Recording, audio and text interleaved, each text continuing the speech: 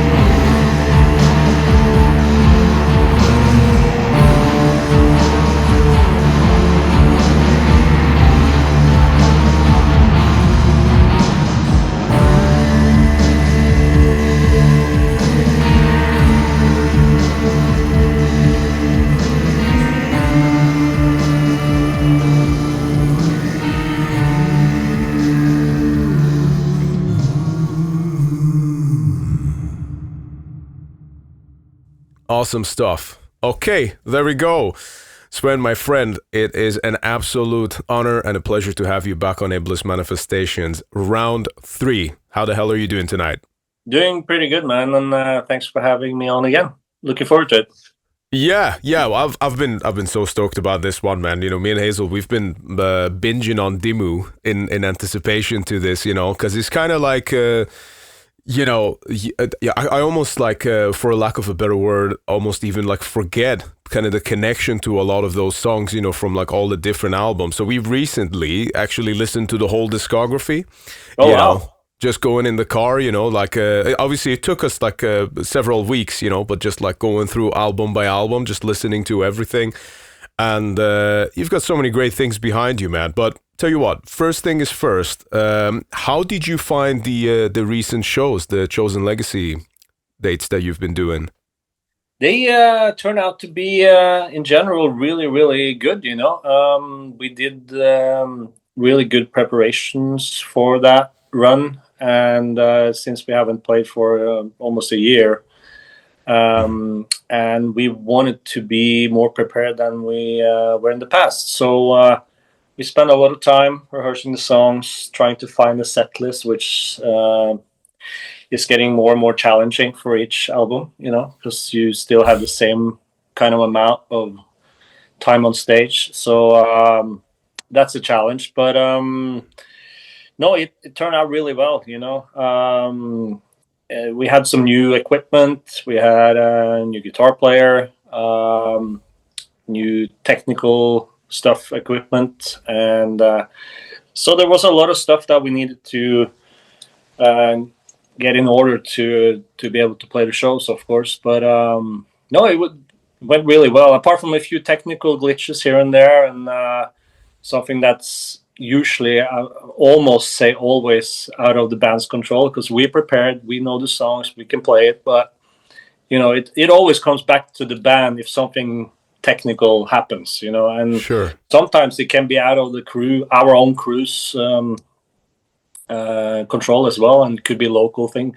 But all in all, I'm really, really happy about how the shows turn out. How did it feel playing Wacken again?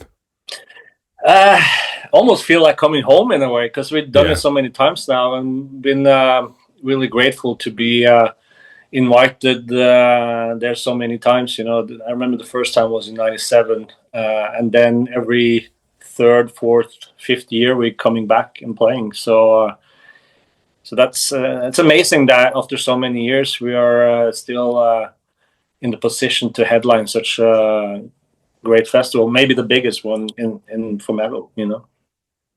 Yeah, I mean, I can't really think of any other one that obviously there are a lot of other great festivals, but just in terms of the sheer size, but also kind of like from a legacy perspective as well, how long they've been going on for.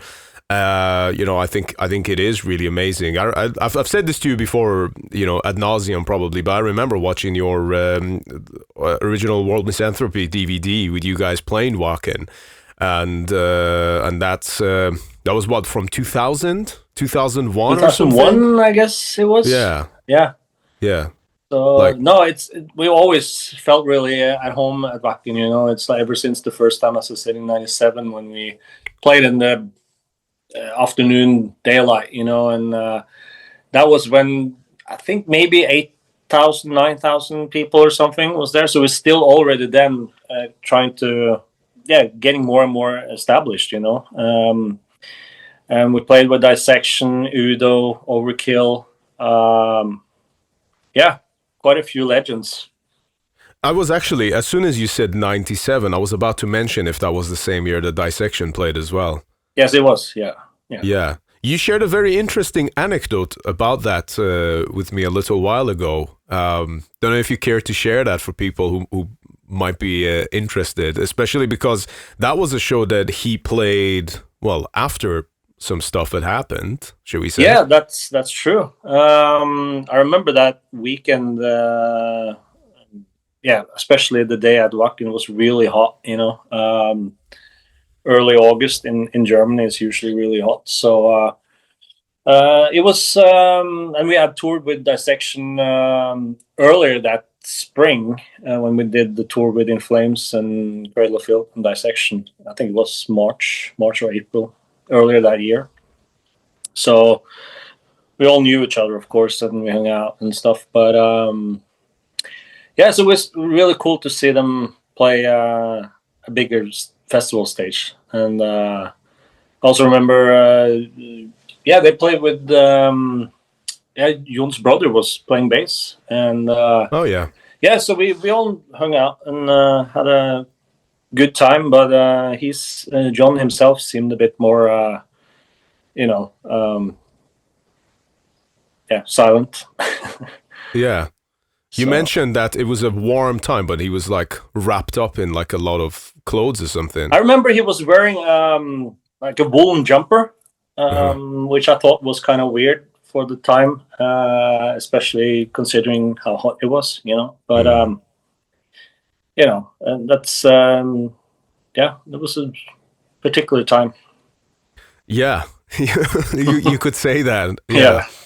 Yeah, it's one of those things, isn't it? I try and sort of look at it from different angles, and then almost to a degree, perhaps maybe even empathize, with what would have been like going through his head at that time, Right, because I obviously no one knew then, but like in hindsight, it could be very well explained in many ways, I guess you can say.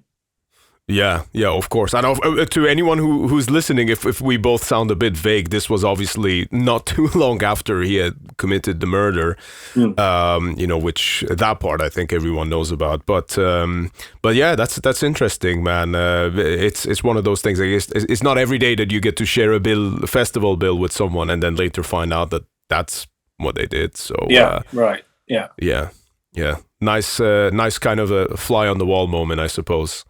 Yeah, and I also remember, we have been Dissection fans since the beginning, and to play with a festival with them again was great, and to see them on a bigger stage, because we all think that bands like that should be on bigger stages. So that was really cool. And so the festival overall, I think it was just maybe 1 or 2 days, I can't remember, but it was not as big as it's now, obviously, and it was the same spot, I think, same place. So that's going back in history when Wacken started with like just a few hundred the first year in 91 or 92, I can't remember, but or 1990 maybe, and then it's just grown to be this massive thing. It's incredible. Absolutely, man. Well, I'll tell you what, just to kind of reflect on that a bit as well. You guys have been around. originally, I guess it was like 30 years, but now it's actually 32 years that Dimmu has been around, and obviously that you have done quite a bit in that time. How do you feel when you look back at that? Like when you first get the realization that, oh yeah, it's been 30 years that we've been doing this. Like, what's even your first impression on that? It's just really hard to grasp in terms of thinking years, because if you think 32 years from 1993 when we started, and 32 years back from 93, you know, it's just you can't really conceptualize those time frames. So that's a mind fuck in itself, really. But yeah, no one knew, or we didn't have the slightest idea that we would even get this far. You know, that's I don't think any band starts out thinking like that anyway. So especially not from the metal genre. You know, when bands and guys and girls, they start out playing and jamming because they love it, you know, and want to make something, being creative, and then of course as things go along and things progress, ambitions then come more and more, you know, and then you just take the bull by the horns basically and just continue into the abyss. Well, I think that's very well put. That was quite poetic, actually. The point that I think really kind of impresses me when I look at something like that, you know, it's like being in a band is hard, even if you make it big, you know, because the thing of, you know, this is the thing that I always try and drill into people's heads, especially younger bands and musicians, you know, like the point of like quote unquote making it as a band is not that you make it and then you stop. No, that just means more work at the end of the day, you know, and it's a difficult thing to be in. And you know, I think that what I find rather admirable about it is the fact that the world has changed so much in the last 32 years, but also people change as well. But the fact that you're still here, at least the two of you still doing this thing, I think that's fucking awesome, really. Yeah, it's not always easy, you know, and I think it also it comes with a lot of sacrifices, but you don't know when those sacrifices has to be made, you know, and when you're being put up against the wall to make a decision, you have to make a decision either way, you know, and that's the sacrifices you do there on the spot without, you know, really thinking about it. You just go all in without a parachute, and I always said this, that if we would have a plan B, we wouldn't be here today. We have sacrificed everything, like, you know, fucking health, family, you name it, you know. And the crazy thing is probably that we would do it again if we had the opportunity. And not to sound cocky, but I think that's what separates, you know, a lot of people, because if you're not willing to go all the way all the time, you're not gonna make it. It doesn't matter if it's music or any other type of art or whatever, or if you work with tires, or you are at some supermarket or whatever. You still have to do that job with a sacrificial mentality. You know, you have to do your best because it has to be done as best as you can. And having plan B or plan C, that wouldn't have worked for us, I think. I love to hear that. I know you and I have talked a fair amount about the whole idea of a sacrifice, you know, and you made a tremendous point previously that, you know, a sacrifice has to be of something that is of value. Yes. Because if you get rid of something that you already don't really care about, then there's not really much meaning there to begin with, then, is there? No, absolutely. And it never stops, you know. And I also always say that you have to be at the right place at the right time all the time.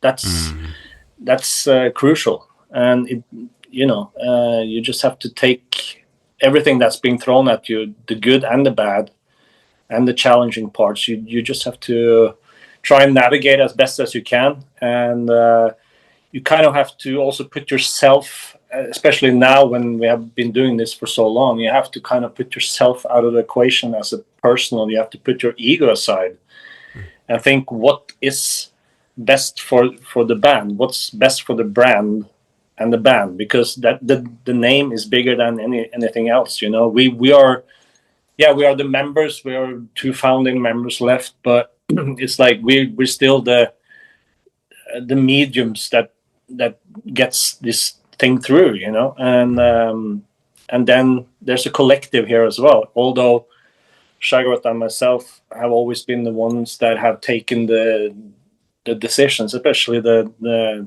difficult ones and challenging ones. Anyone can make an easy decision based on things that are, you know, easy to do, right? Yeah. But it's and then, you know, it's but it's definitely collective at the end of the day. You know, we wouldn't be able to do what we do without the input of the others either. You know, that's a given. So yeah, there's a lot of variables and factors involved here, but you know, we I guess you can say we're the ones that's steering the ship. Absolutely. Yeah. You know, just to kind of go back to it, I mean, I love hearing about, just to go back to it as well, you know, I very much appreciate the perspective of you have to be all in on this thing to make it work. But even then, there is absolutely no guarantee of it whatsoever, you know, and, you know, and maybe in hindsight, you and I can sit here 32 years into Dimmu Borgir's existence and look back at the band's success and everything that it's accomplished, you know, like, for example, you know, like literally having some of the most sold albums in black or like extreme metal in general. Like, I know Death Cult Armageddon and Puritanical are like way up there in general, but like, you know, none of that not that necessarily success should be measured by those things anyway. You know, I think it's more artistic success that matters. Agreed.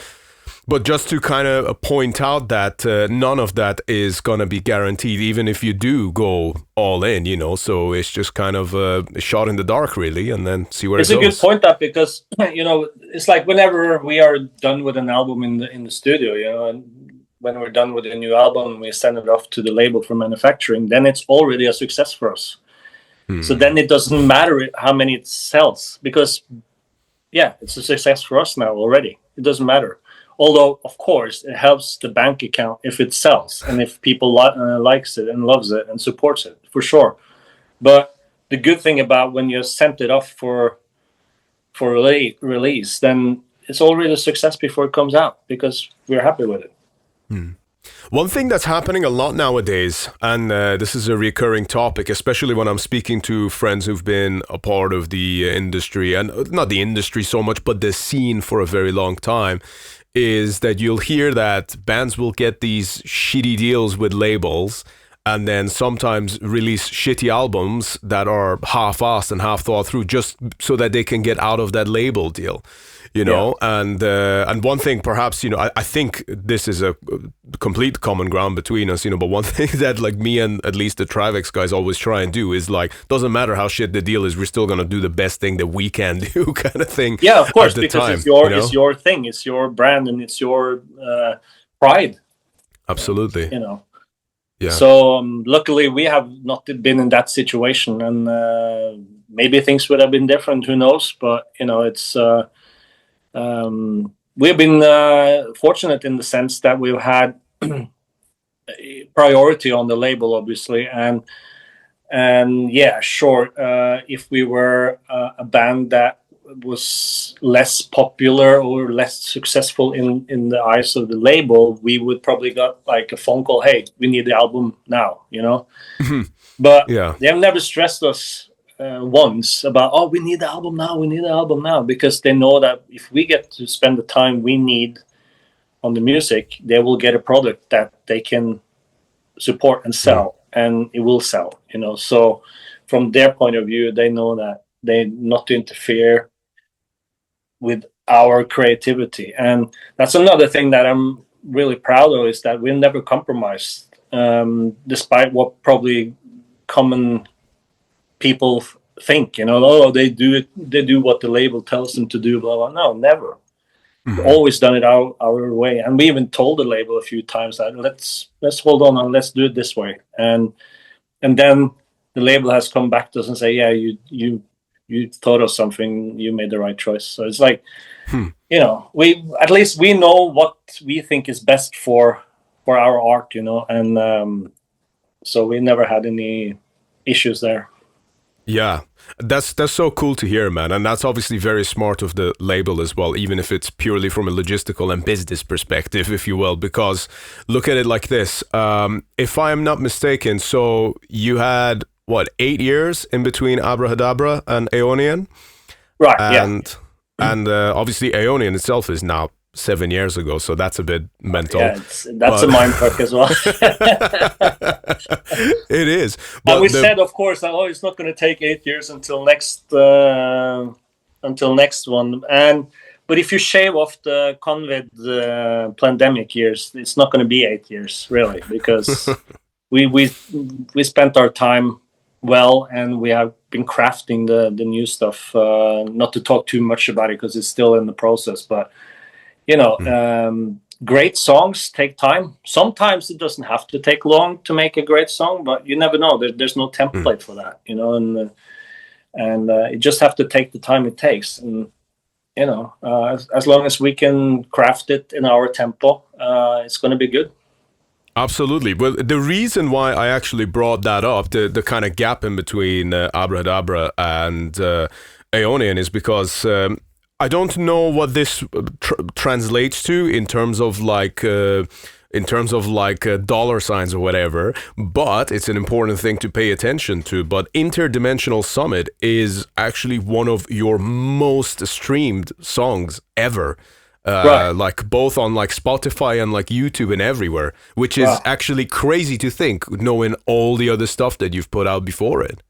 Yeah, that's I actually haven't looked at it like that, but that might be true. Yeah, and that's also that shows the wide spectrum of our sound, you know, because Interdimensional Summit is not a typical Dimmu song either. I don't know if there is a typical Dimmu song, which is kind of good, you know, to not be able to label your own music properly. I take that as a compliment, you know, or as a good thing. So, well, I'll put it this way, just to put things into perspective. I know you said you haven't looked at it, so this might be interesting to pay attention to.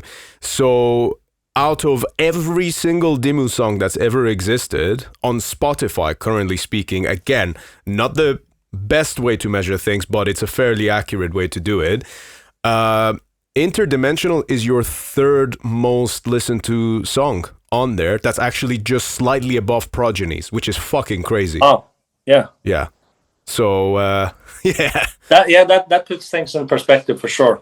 Because Progenies is obviously 20 something, 2003 it came out. Yeah, so 22 years old.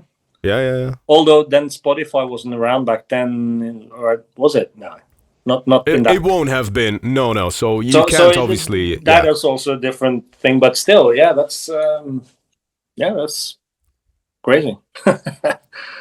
One of the things that I've absolutely loved from your from the songwriting of the band, more so, is actually in the later years, like in Abrahadabra or on Interdimensional, since we just talked about it, is I feel like you guys kind of, I think, became a bit more intentional with the actual sound design and how that was kind of interwoven into the songwriting itself. Okay. Rather than just like cramming in melodies kind of thing. So what do I mean by that is like some of the parts that you have, for example, in the case of Interdimensional, and I think Dimmu Borgir, where you've got parts where both guitars are playing the same lead. And I think that's actually really clever. I wonder, was that something that was kind of intentional, just to give a bit more room to the orchestra? And obviously, if you're going to have the orchestra, the guitars are naturally going to be quieter. So is that a way to maybe push out the melody out there a bit more? I think as we have gone along with each album and songwriting, we have, as you pointed out, given it a bit more room. You know, we've gotten better at writing the songs, and we we know pretty easy when the structure is there. We know that, okay, if it's really bombastic here with the orchestral stuff, keys or whatnot, then we hold back on the guitars and vice versa, you know. And I think probably not so premeditated, but I think we gotten a lot better in terms of arranging the parts, the songs, and think more as a whole when it comes to the songs, you know, and let each song has its own expression. So with that you get a bit more of a dynamic between things, you know. Hi there everyone, just a quick moment of your time. This is to let you know that my band TRIVAX will be performing all across Europe come this November and December. We are going to be going on tour to support Absu joining forces with Zemail to do the 30-year anniversary of the Son of Tifereth album. And we will also be joined by Ancient. So this is quite a legendary lineup, as you can already understand, and it's an honor for us to be a part of it. District 19 are doing the courtesy of organizing this run, and we're going to be playing a lot of different places. We're going to be doing quite a number of shows in Germany. We will be playing in Italy, in Belgium, Netherlands, France, Austria, Switzerland, and that includes Eindhoven Metal Meeting, Brain Crusher from Hell in Germany, and Unholy Congregation in Belgium. And it's going to be a blast. We're very much looking forward to it. And of course, we're going to be playing in Poland as well, which will be TRIVAX's first time. This is going to be a very special run, and we are going to be supporting our album The Great Satan, which came out via Osmos Productions on the 30th of May earlier this year. So you can expect to hear a lot of those songs, and you can also expect to see us at the merch table. So please, if you're a fan of the podcast, feel free to come along and say hello at the merch table. I will be around, and so will the rest of TRIVAX, and we look forward to seeing you all in the flesh. There will be a number of other shows that TRIVAX are also doing outside of the tour, so make sure to keep an eye out on those as well. And of course, if you do also wish to support TRIVAX, you can visit our Bandcamp page. We've got very limited number of copies of The Great Satan available on there. If you go and check out and your format of choice is currently sold out, you can also get your copies directly from Osmos Productions. And with that said, thank you for your support and enjoy the rest of the podcast. You could say that AC/DC also has dynamics, you know, then they don't have every song sounding the same, but they have more in the same ballpark. We have probably a bit wider. Although some people will say, "Oh, that sounds like another song you've done." Yeah, maybe. After all, it's, you know, you sometimes copy yourself without even knowing it, you know, and that goes for all the bigger bands anyway. You know, they borrow from their past, and I don't think that's intentional, but it's a sign of how they express themselves and their style. Within the band, and for sure. I don't think you have many songs that sound like each other. I think that you had more of that maybe in maybe second and third album, but then, you know, even then there's still like a lot of different dynamics, even like as far as back then, really. I think so too. I mean, if you look at the re-recording of Stormblast, for instance, and you listen to the Throne Darkness Triumphant album, there's a lot of similarities because they were so close to each other in the terms of songwriting. It's just that the first version of Stormblast had a total different production than the re-recording. Yeah. So when we got the re-recording, I kind of personally at least got the feeling that we could show people that there's not that much of a huge gap in terms of songwriting. It's much more in the production side. That was just a point I had to make even before we re-recorded Stormblast. You know, it's like listen carefully. It's not that much of a gap. It's just production that takes it to a whole different level. You know. That's so interesting to hear because, you know, as I said to you, we've recently been on a Dimmu Borgir marathon, and I made the exact same comment when we were All listening right, to the cool. Stormblast Cool, re-recording, man. Yeah. which I'm a big fan of, by the way. But you know, but when we were listening to that, I was like, oh yeah, shit, this sounds so much like Enthroned Darkness, you know. Right, But it's right. just like you know, it is. You are right. It is the difference in the production, you know. And honestly, you know, the original Stormblast is amazing. It's a great record, you know. But I do feel like this is not to throw shade at like black metal listeners, but sometimes when people say, "Oh, that's the best one," they're just doing it out of spite. Like I'm like, are you even like listening to the same thing as all these other records or something? I don't know. That's just my Yeah, yeah, personal take. that's true. It's always going to be like that, though, and that's fine. I mean, you know, that might get to you if you're 17 or 18 years old and you only have a couple of albums under your belt. But you know, that's something that just like, Yeah. you know. Yeah. Sure. Yeah, yeah, absolutely, man, absolutely. Yeah, and speaking of which, I love the sort of the fact that you guys went and actually remade Sorgen's Camera and then did the whole video where Shagrat's on guitar and the whole Yeah, we thing. made basically a new song, you know, and we took the title and made so-called part two to get away from that thing that happened, and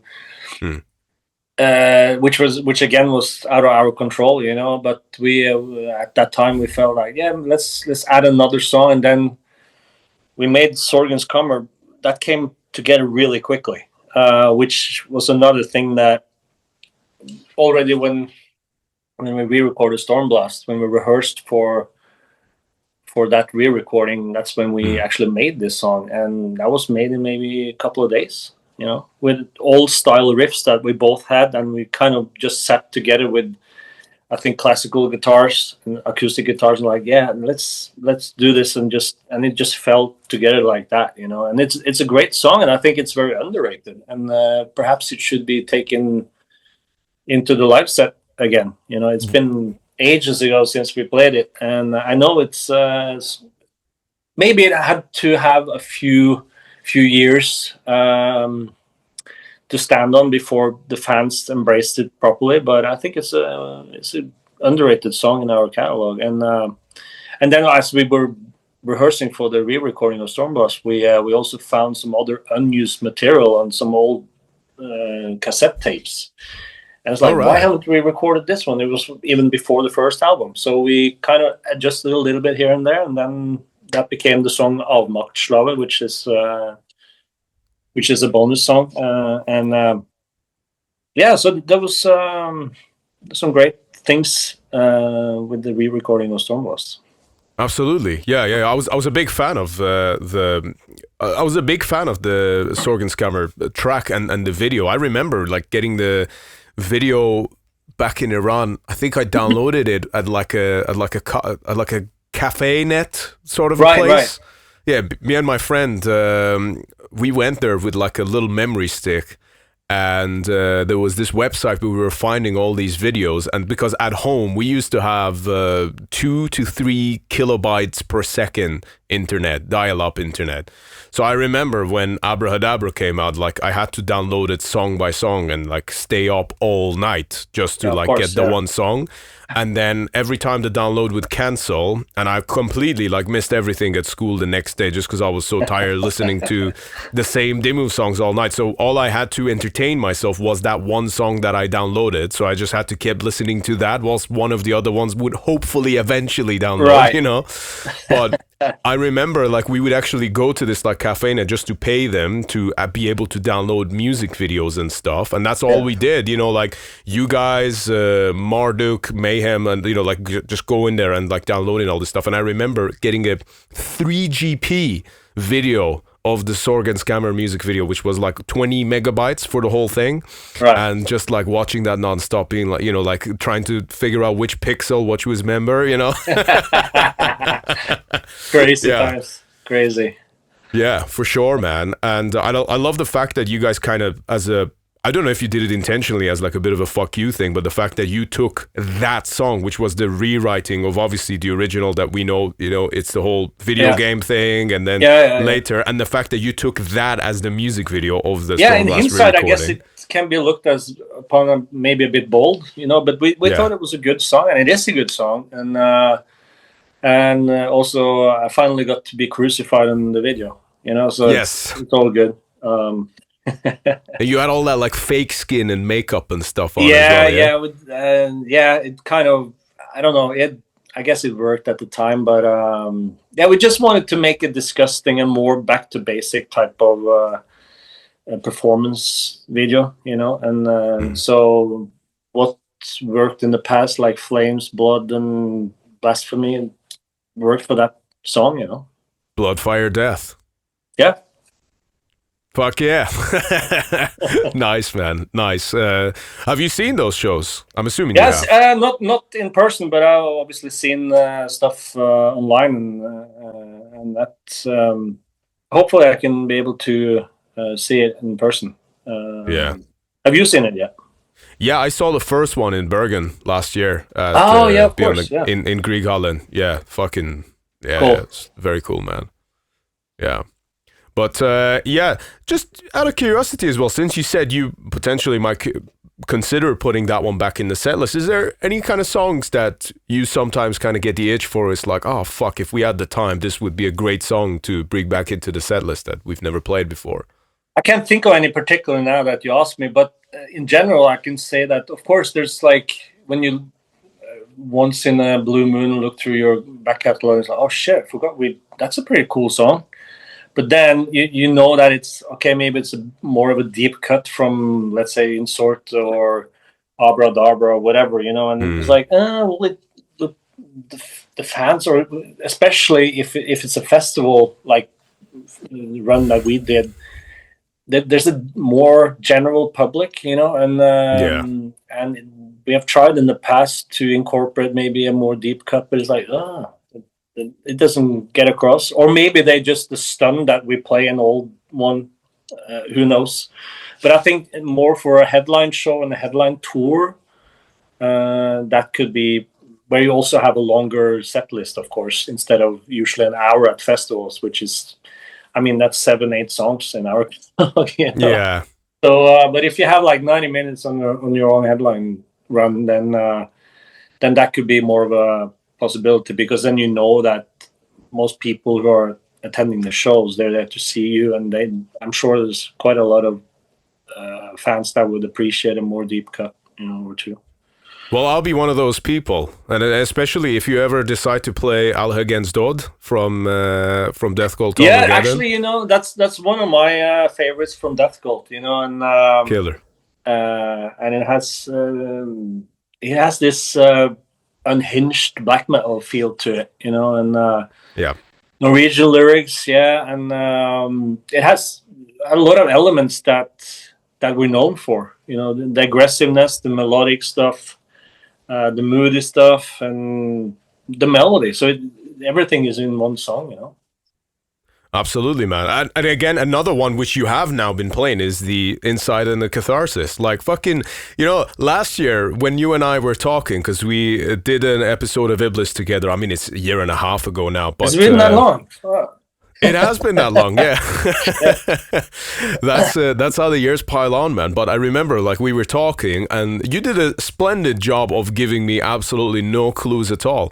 But I remember when we were there, and then I saw like an extra mic stand on the side of the stage, and I was telling her, I was like, they don't do backing vocals. Something's up, Yeah, and then when obviously you had the other guys, when you had Mustis and obviously Chudolv and Vortex actually come on stage out of nowhere and then do that song, that was fucking sensational, man. Like, holy fuck. It came out really cool. And, despite what other people think, there's water under the bridge, that old thing, and back then both sides could have handled it differently, and I think we met a few times since then, even before last year, so I think that's all water under the bridge, and it was cool to be able to do something. I mean, it was for the fans, obviously, and it was a cool thing. So I think they appreciated it as well. Everybody involved appreciated it, and yeah, it was cool. Do you think you might, and this is kind of an obvious question, you probably see it coming, but do you think you might ever do anything like that again in the future, or any kind of potential future collaborations with any of those guys at all? It's never say never, but for now, I think we're really well set in how things are and how things are moving along. And we are a really good, tight unit now. And but for something like a one-off thing like we did at Inferno festivals, yeah, of course, if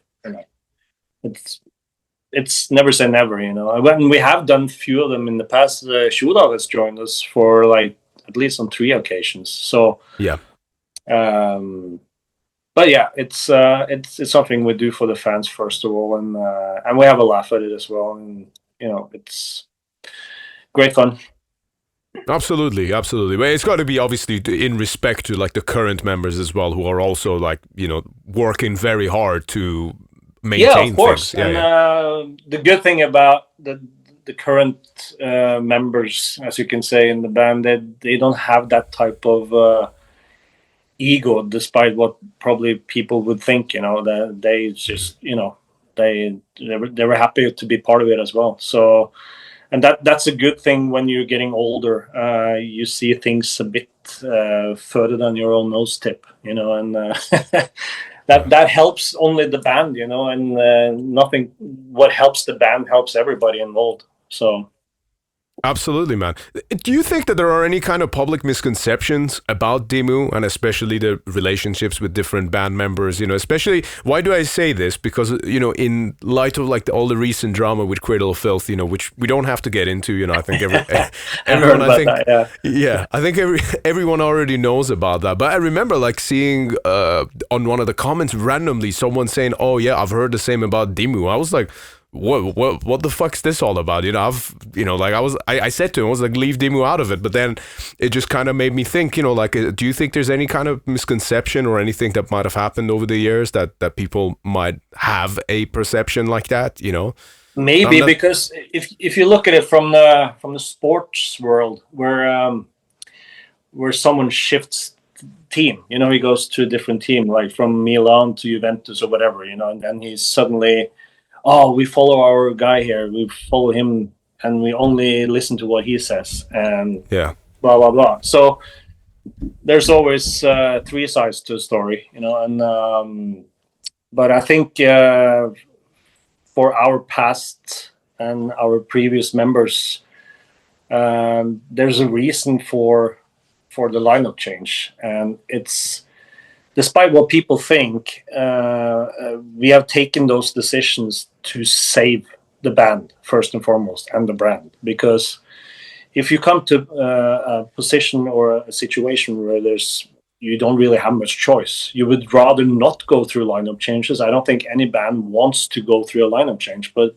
when it happens and there's no other way around it, you try and make the best out of it, and yeah, of course, there could be a lot of heat, from both sides then, and you don't might think clearly, and you should probably take another breath or two before you do a statement, whatever. But it's heated because you're passionate about what you're doing, and then yeah, it's very heated.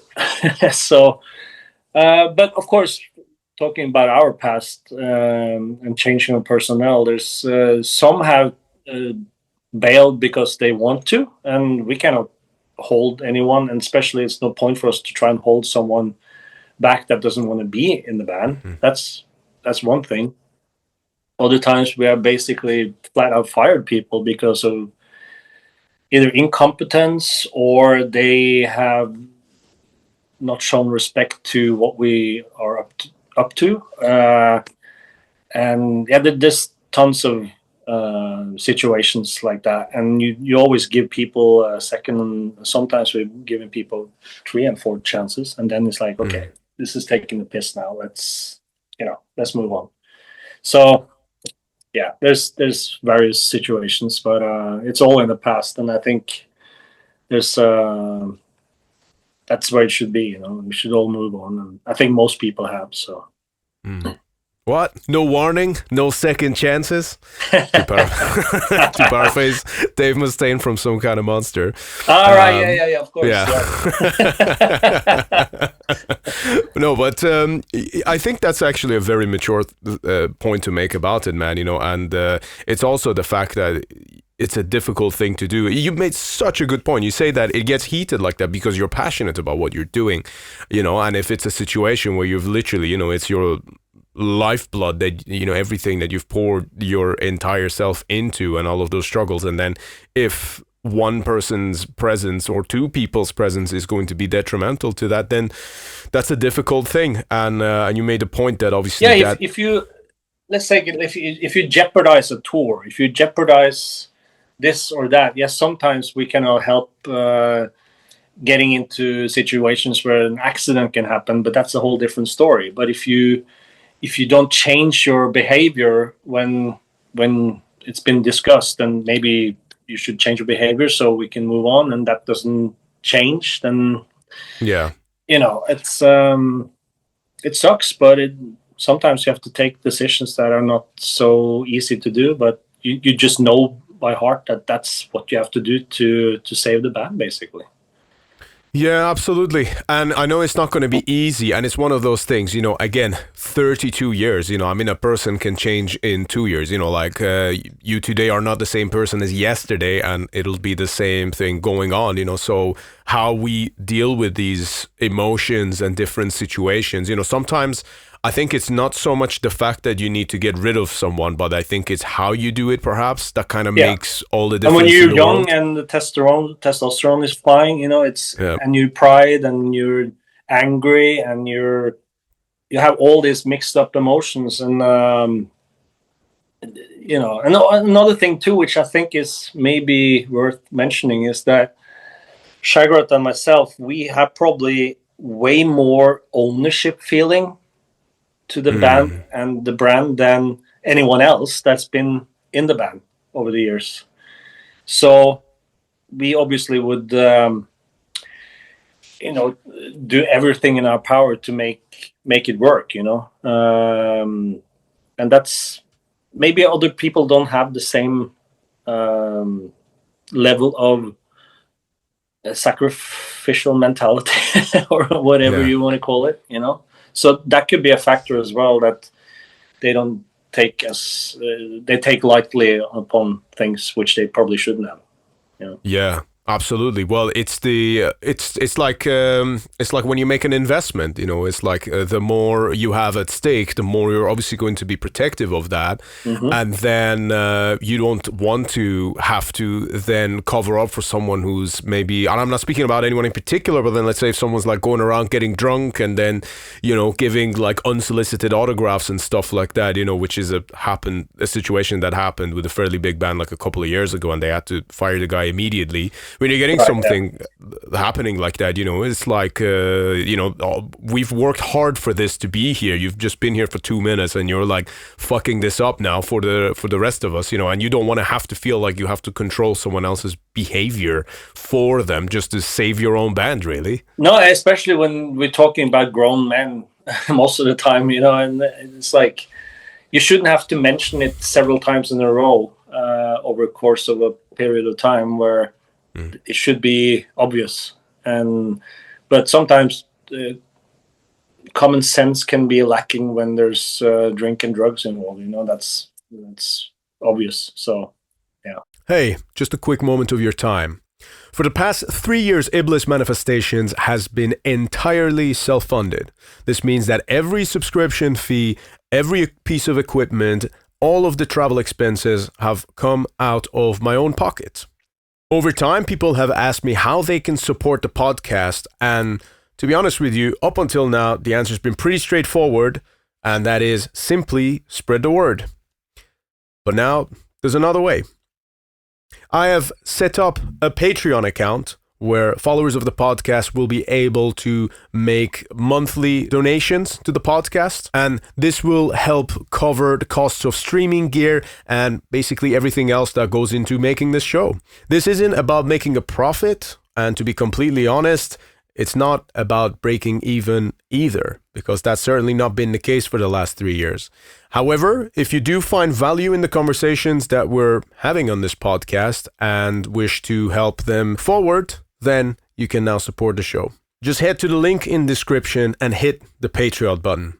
In addition to that, be sure to check out the Iblis Manifestations Big Cartel page, where we will be selling exclusive merchandise for the podcast. At the moment, we got the Extreme Podcast for Extreme People t-shirts, limited to only 30 copies, and the pre-orders will be sent out from the 1st of July. So the link for that is in the description. And in the future, the Big Cartel page will also include some occult accessories and jewelry, which will be handcrafted by myself. And we will also be selling merch and records by other bands, as Iblis will expand into a label of its own. And, of course, it goes without saying, thank you for supporting Iblis Manifestations. It is much appreciated. That's kind of the elephant in the room, really, isn't it? You know, because if you did the same thing, look at it like this, Sven. Like, if you were hired at a company and you were like an office manager or whatever, and then you did that kind of behavior, and then if the company fires you, no one goes online and then says, oh, these guys don't treat their members right, or they don't treat the staff right. But it's the same thing in a band. At the end of the day, whether you like it or not, it is a business, and it needs to fucking survive. And you're jeopardizing everybody else involved. Exactly. You know, and also when you think of a traveling band, touring band, you don't have anything to lean on. You have to trust each other, like, more than you trust anything else, because what if someone falls down the stairs and breaks their arm or leg or can't play? You know, it's like, oh shit, it's like 5/6 of the band only able to play, you know. So there's we all have our responsibility, but I think when you're young, you don't really think in those terms. I guess somehow we're all getting older, and you know, you get that wise perspective to things, and sure, we can all still fuck up, you know, but if we think a little bit more before we make decisions, then a lot of things can be saved. Absolutely. Well, I think that's a very mature perspective to have, you know. And I you know what? I genuinely do hope that people listening are taking notes as well, you know, because it's all fun and games seeing a band, you know, like seeing the logo shirt like everywhere, and then just seeing all the number of streams and the views, and then the glory that you kind of see, you know. But there's a lot of ugliness behind the scenes just for it to function, you know.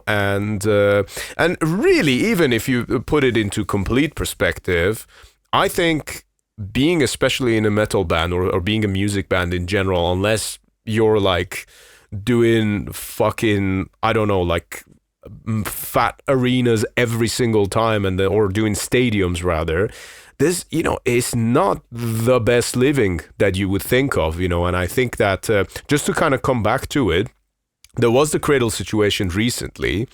And there's a lot to kind of unpack there between them, which I'm not so interested to get into right now. I kind of don't feel like it's my business. I made a joke. I said that the whole Cradle drama is just a way to distract people from the fact that from the Epstein files, you know. And I guess that's a good one.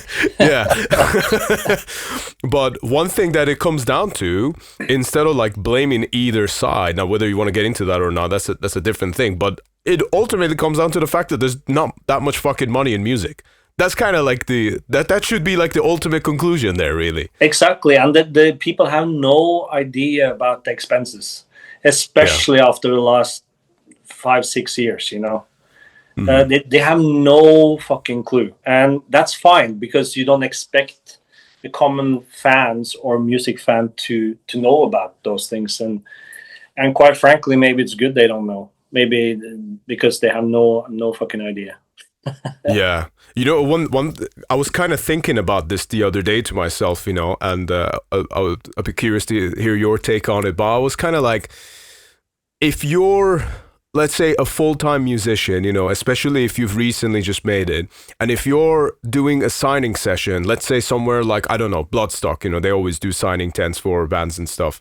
And if you're sat there and shaking all these different people's hands that are going past you on the fourth day, on the fourth day, there's a high probability that as the musician, every person's hand that you shake earns more money than you. So most likely, yeah, you know, and that's something that, you know, yeah, that they see a traveling band traveling the world, and they see the cool pictures and the so-called glamour side to it, but that's just like a superficial type of thing, you know. It's always been like that. And remember in the 80s when the bands signed these multi-million-dollar deals, it's like, oh, it's just a loan. Oh shit, you know. yeah, exactly. So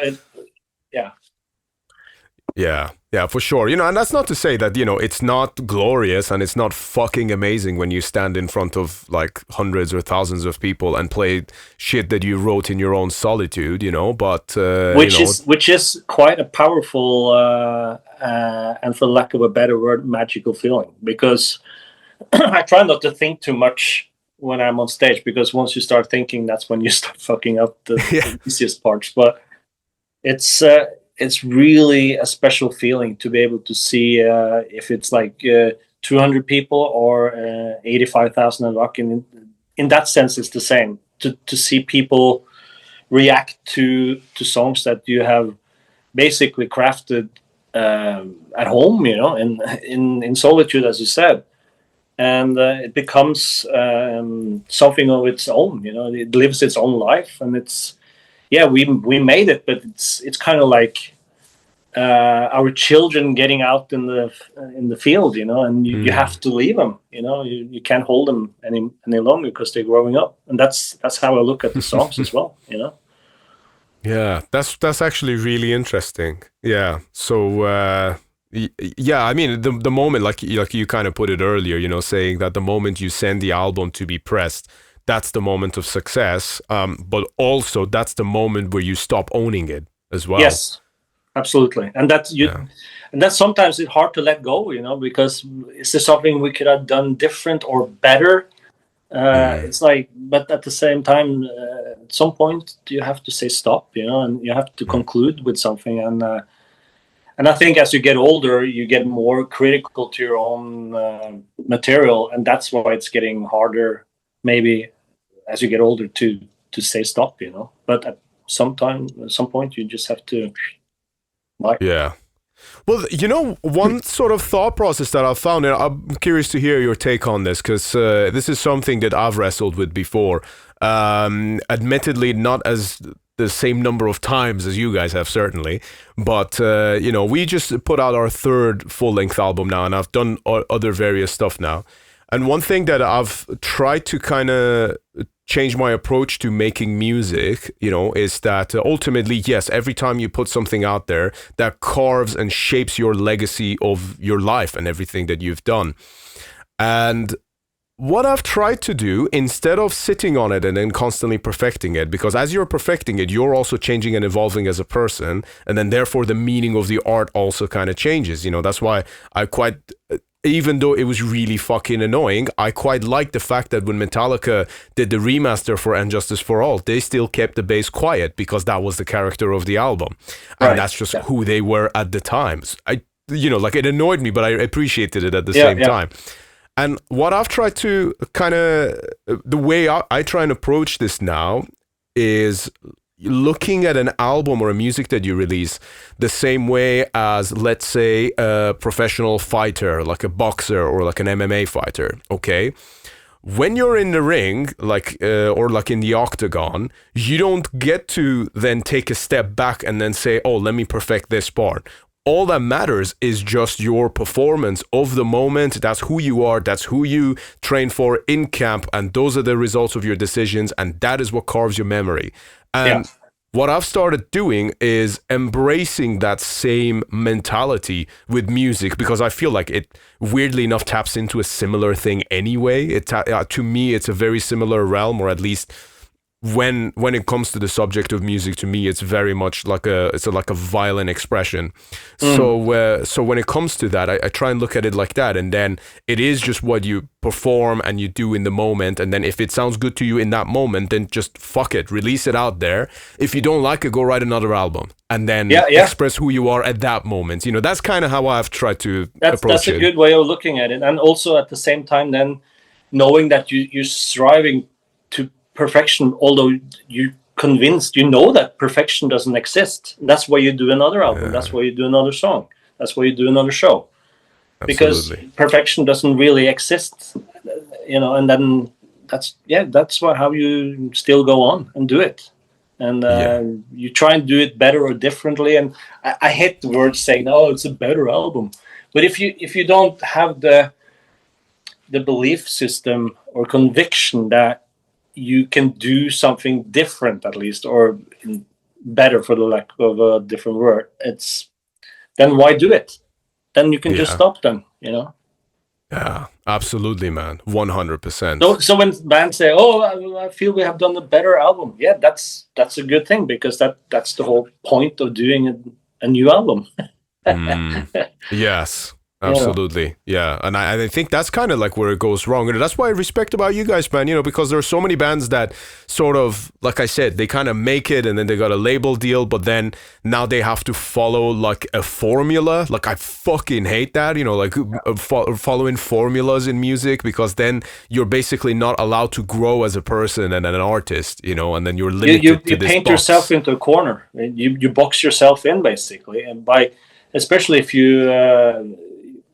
if you put a label on your music, which is, it's good to have something to go after, you know, and have a kind of like a descriptive thing on your art. But at the same time, once you put limits and you put, you know, a name to a tag to it, it's already that's already a limiting thing, you know.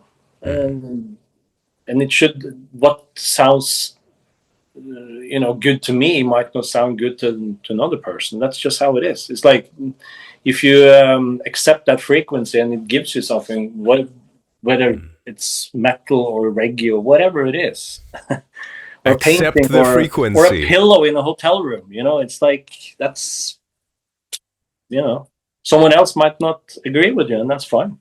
That's perfectly fine. That's how it should be. Absolutely, man. Absolutely. I accept the frequency. Fuck, I love that. Because I know you and I have talked about that before. Tell you what, this is maybe a little bit of an esoteric thing, but this is something I've thought about a lot, especially the last few years. Do you think that songs exist in the ether, and that every time you listen to it, you sort of like revive something, you bring something out? Does that make sense? Like you extract something, you take something to you. Yeah, it's as if absolutely.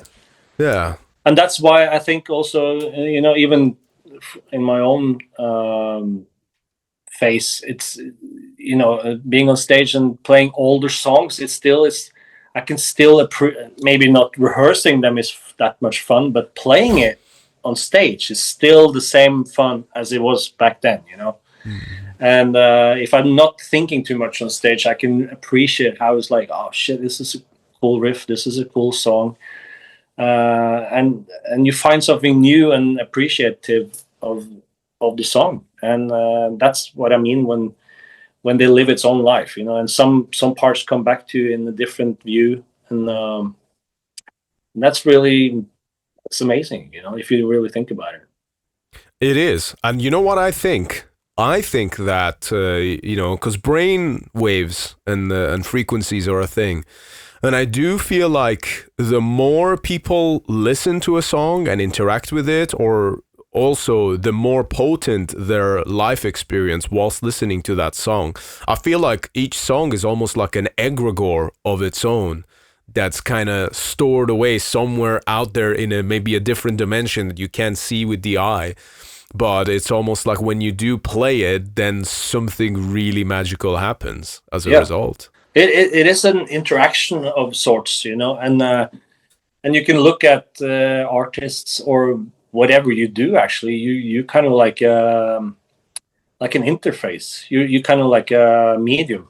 You pull something, like you said, from the ether or wherever, you know. And then you form it inside your frequency, or and then that's your expression of that moment in time. Yeah, you know. Absolutely. Well, it's called the muse. That's what it is. Right, yeah. Yeah, man. Yeah, it's a very fascinating topic to me, you know, and I sometimes think about this a lot, and how our reality in general, like even outside a concept of music, might be shaped, you know, when people have you ever heard of the Mandela effect?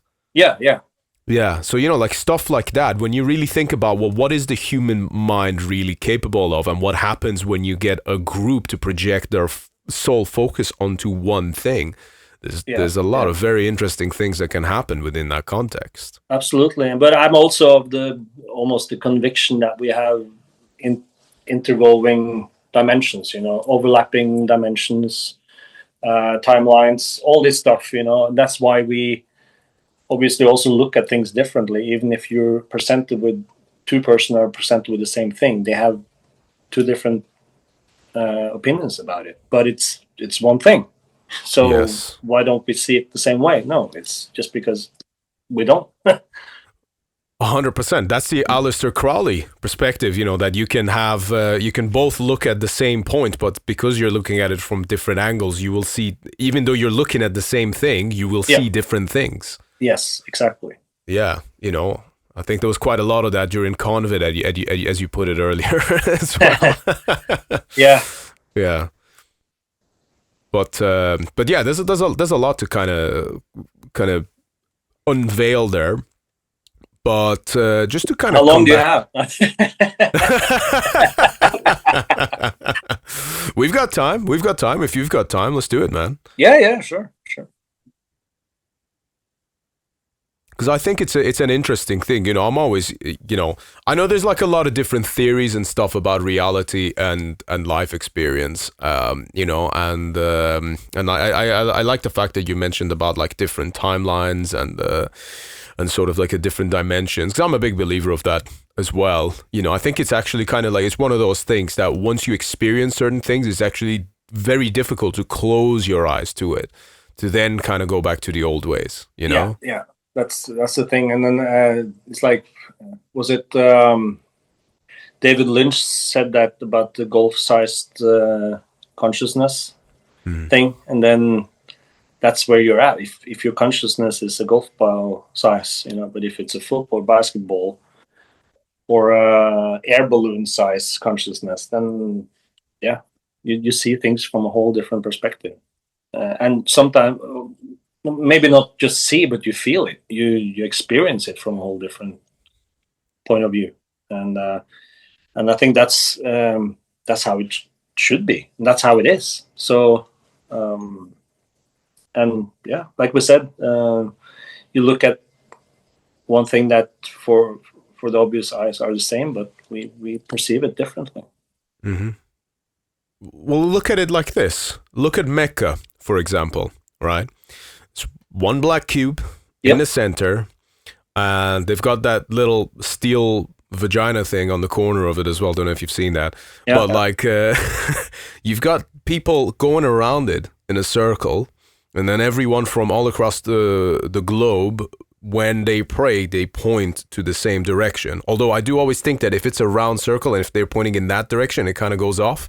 But, you know, but also ultimately, you know, like that's still an energy field that humans have created with their consciousness, and more importantly, with their subconsciousness. So I sometimes wonder, you know, like the kind of power that actually exists in that, you know. And I'm someone who's actually quite against that religion, as I think everyone knows by now. But I do think there's a very interesting a practice happening in a situation like that. It's the same as a live show as well, man. You know, I think that just by the simple fact that people are looking at you with their eyes, they're almost like feeding into that image and the projection that you're putting out. So it kind of like becomes self-fulfilling, like it feeds itself. It's almost like a way of becoming immortal, perhaps even.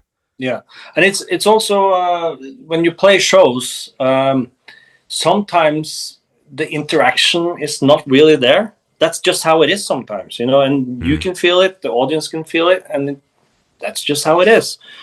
But most of the times, thankfully, it's that energy exchange going on, and like you say, if they don't see it through their phones, at least they look at this stage, and you have that eye to eye thing, and that's absolutely something really powerful, you know. It can't be explained, it has to be experienced. It is. It's almost like the music is an excuse just for that to flow through. Right. Yeah. Do you sometimes feel like maybe, you know, because the universe is an interesting thing. It very much interacts with us, and it's something that you can kind of play with almost. Like the moment, you know, when you're like open your eyes to it, the way events can unfold around us, even like the smallest of details in day-to-day life. It's almost like, do you sometimes feel like it's constantly, that it has a mind of its own and it's constantly trying to test you just to see how you react to stuff? Yeah, especially, and also I'm convinced that you can do this on your own. You know, let's face it. The cloaks and the incense and the ritual daggers and all that, that's cool. You know, but at the end of the day, ritual magic is basically intent and conviction. You know, and you don't need the stuff to make things happen, you know. It's cool and all that stuff, but at the end of the day, you can skip it and go straight to intent and conviction, and then that will make things happen. I fucking love that. Well said. Because one thing that I think happens is also that I think your actions, you know, sometimes you and I talk about frequency that you can tune into. I feel like your actions, especially when based on that intent and convictions, can literally change your frequency. They like tune you in with reality. It's not what's up here, it's your whole thing, you know, like it just like changes what's happening around you. Yeah. It is like that old radio. You tune and tune. Oh, there's the channel. Yeah. So, absolutely. Yeah. What do you think happens when we die? The body or the vessel or whatever you want to call it, that's isn't kind of like an avatar in a way, you know. But the energy or the frequency that you are, that goes somewhere, obviously, back into ether, or I don't know. It's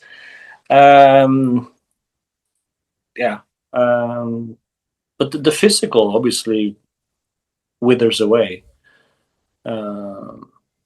But I'm not afraid of dying, because I don't think your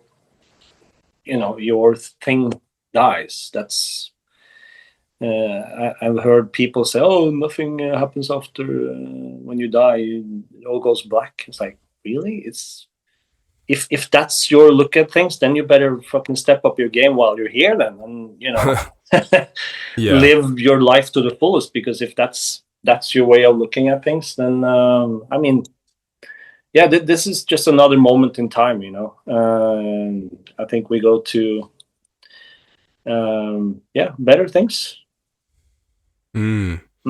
I think this is sorry if that's a bit of a heavy question. You know, I'm a curious person. I just like to kind of riff and see where this goes. It's hard to describe it, because it's I never ever entertained the idea of things just getting black when this time is over on Earth. Even as I was a 5-6 year old, you know. I think the first proper memory I had when I was 3 years old, and I was outside playing in the sandbox, and everything just stopped. Total, absolute silence. And I was just playing with my cars and tractors and stuff, and something just like told me that, don't worry, everything's gonna be perfectly okay. Don't worry. I can't describe it. It's just that it was a feeling. And at 3-something years old, and you remember that, it's quite powerful. That is quite powerful. I can't explain it. I can just tell you how the feeling was. And yeah. Yeah, I got fucking goosebumps, man. I don't know if you can see, but like that's extremely powerful, and I appreciate you sharing that as well, because I know something like that can be quite close and intimate as well. But I think But also helpful, you know. It's not like I think about that every day, but it just something that's like, wow, how can even in the first place a 3-year-old can, or around 3 years old, remember anything from that age? That in itself is not normal, I suppose. But you know, yeah. I don't remember stuff last week, but stuff like that is, you know. Well, tell you what, I think we're deep into the conversation enough where I myself also feel comfortable enough sharing this. And I'll tell you that last year I had some experience with plant medicine, if you know what I'm referring to. Yeah. And it was first time. And I had a very particularly profound moment on there, which, well, there's a few of those actually. One of them was the fact that I was getting shown a picture of Trump winning surrounded by red flags, and it was saying to me not to worry about that, this is what's going to happen, but don't worry, it will be fine. And this was, well, before it happened, should we say, by some time. But I won't, like that's just what I was shown. But, throughout the sort of communication period, this thing that I was communicating to and like speaking to, like I was like sending information, receiving, well, I was mostly receiving information, but I was able to interact with it. It was almost like the easiest way I can describe it without comparing her to anything is almost like nature's ChatGPT, except it's far more powerful and it seems to know everything. It was that I said to her, I was like, look, I'm just trying my best to do what I can because I know life is short. And then I almost sensed that there was like that she almost like took offense to that. Yeah. And every time I said something that was a bit stupid, the colors would kind of turn yellow or like brown. And then when they were green, that's when we were on like a good level. And then when I said that, things kind of turned a little bit like yellowish brown. And it was like, life is short? No, my son. Life is eternal. Yeah, life is it. Life is it. Yeah. And at that moment, that life is eternal, I just got met with this like visuals of like explosions and this feeling of like euphoria of like, oh my God, it is eternal. Like we're here forever, and there's something extremely interesting about that alone, especially when you then start to ponder about about one's own mortality. But then, the fact that even the body, when it breaks down into smaller life forms, okay? I know that maybe like the flies and the maggots or the whatever are very unpleasant to think about, but that's still a smaller life form that is getting broken down into, and then it goes back into the soil. That's why I think one of the biggest fucking crimes of modern humans is the fact that we deprive the earth of our dead, Yeah. And although the maggots and the flies, they have another field day, and they're there for a purpose. Obviously, they obviously has a purpose. I don't know if mosquitoes still have a purpose, but the maggots and the flies. Yeah, but it is, if you think about it, those are still like small, tiny consciousness. And what is to say that the energy field of your consciousness isn't being broken down into those flies and things? So, like, what if you're eating yourself? Right, exactly, and that's also what you experience, and what me and many others have experienced, even probably without so-called plant medicine, is that when you have something profound happening to you, it humbles you and makes you rethink and makes you like kind of remember things. It's like, oh shit, I kind of knew this. Why have I been ignoring it? It's like, yeah, because you don't want to think that, oh, am I crazy or am I, But no, it's you. It's you all along, and it's these reminders that you then learn to recognize in daily life. It's like, oh shit, because we've been so blinded off to things, and previous civilizations, and I also think that mankind. This sounds probably very negative, but I think mankind, the way we are now, is at its most dense. We're not at our best level at all. I think we're at our lowest levels compared to what it has been before.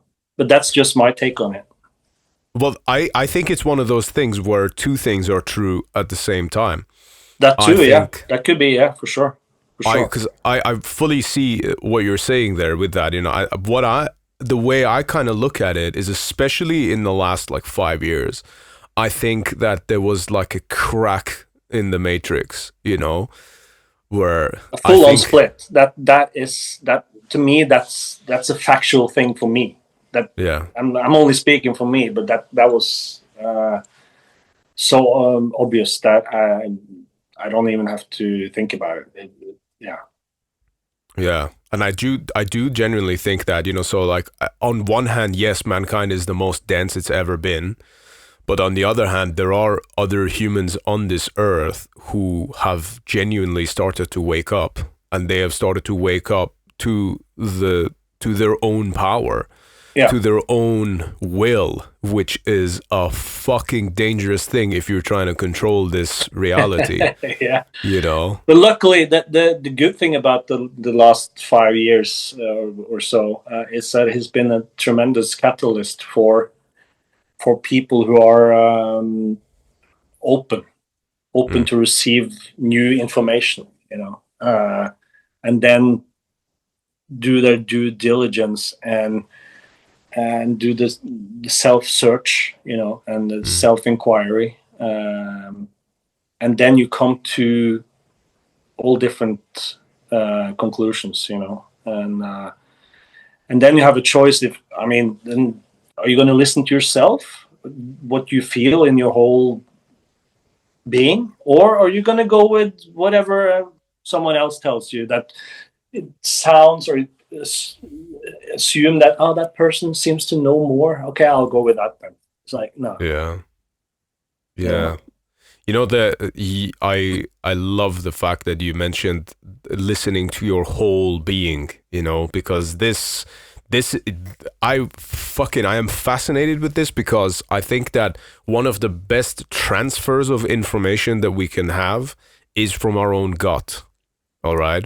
And I mean that in a literal sense, actually, because this whole, everyone always talks about, I had a gut feeling, and every time you ignore it, shit goes wrong. By the way, and usually you ignore it for the sake of comfort, or for the sake of no, it's fine. I can fuck around this time. No one will know. No one is watching me. But no, you're watching yourself. Your subconscious is watching you. All those billions of little organisms that form us, they're watching. Okay, you could even say that, if you were to have some way of explaining the idea of God, I think it's probably somewhere there, because you're a part of it. You're a branch of the tree, and this branch, if the branch is able to observe itself, then therefore so is the tree. So I think that the more you try to base your actions on that, rather than just what's a temporary comfort, or something that you shouldn't really do. No one is looking, but there's no cameras, there's nothing. Your phone is switched off. You took the battery out if it's a drug dealer phone, so that can track you, but you're still watching it. Okay. Yeah, and exactly. And if you don't follow your gut feeling because you're afraid, or afraid of stepping on someone's toes, you're actually stepping on your own toes by not following your gut feeling. The way I see it, anyway. So it's a remarkable feeling when you get that conviction in a way. I'm not meaning any religious way, obviously, because it's this conviction that, you take this choice based on what you know about yourself and what you feel, all despite all the bombardment from the outside of something else. and you still stand in your power. And no, I cannot do that, because I'm not feeling that. It's not my frequency, so I cannot follow that, because that's against your nature, you know. So yeah, there's many ways to explain it, but today that's the best way I can do it. I think that's a great explanation, man. And one of the things that will happen with that also is the fact that the moment you actually start to get locked in with that, the closer you try to get to that ultimate frequency, you don't even like necessarily have to try to constantly reach up, but rather just tune in to what feels right in your gut and the messaging, you know, like I can't imagine living a life without having an inner voice that kind of guides you through things. And you know, and that inner voice seems to predict everything perfectly. So why not listen to it? And I think that that's kind of like, you know, it's as within so without. You know, you have to kind of go inwards for the real information. The information is already there. We are the sum of all ages, and you know, you have all of these things that's already like in you. Like your ancestors are watching you there, and whether it's that or if it's a spirit, it like that's almost like irrelevant. You know, you don't have to understand it so long as you accept it. And try to live life by that will. And by acceptance, you surrender to something that that you know is there, that you know is you, and that it's and again, this has been twisted by religions over the years of millennia, you know. But when you come back to the source of it, that's you, you know. It's like inward, like you said, esoteric, inward, exoteric is outward, you know. So yes, yeah, man, yeah, absolutely. And I think that you know, like I appreciate this is like a deep conversation, you know, but you're the perfect like dance partner in this kind of a conversation, you know, because I know we have similar perspectives of these matters, you know. And when you mention about religion kind of almost having tainted this thing, I think there are many things within religion that are extremely beneficial, you know, and you know, but again, that is unfortunately, I think, tainted by the organizational factor of it. So sometimes, you know, one thing that all of the prophets had in common, if you want to look at that as more of a favorable thing, is that they all had to descend into nature. Okay, and it was after that they did that they would come back with some kind of a message.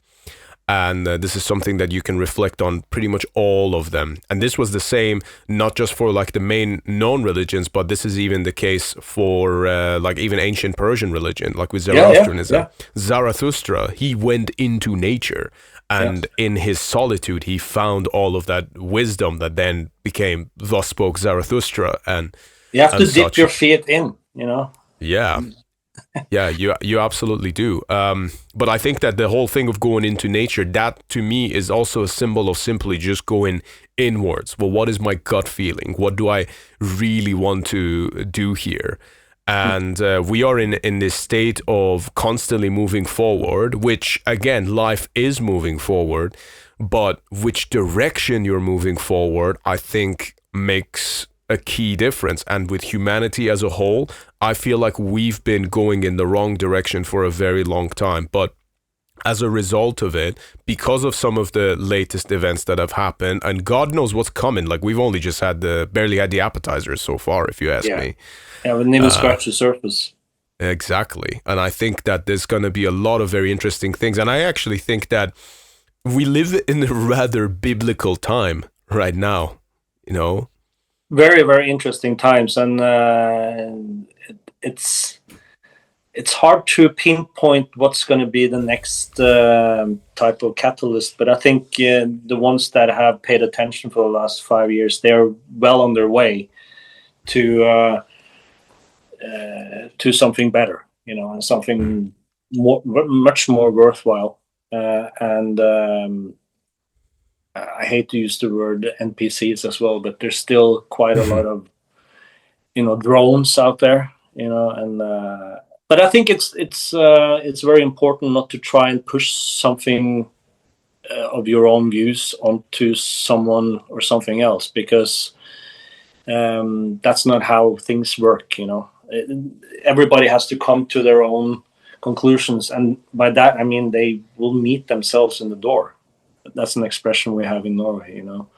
At some point you can only go so far before your door is here, and then you have to the bull by the horns basically, and then That's super interesting that you say that. I think there might actually be something to that. When I say there might be, I don't mean that in like a condescending way, but like genuinely, I think that that might have to be the way. I think the worry is like if time is slipping away, and we want to avoid any kind of enslavement as a whole species, really, because I don't want to be in a situation where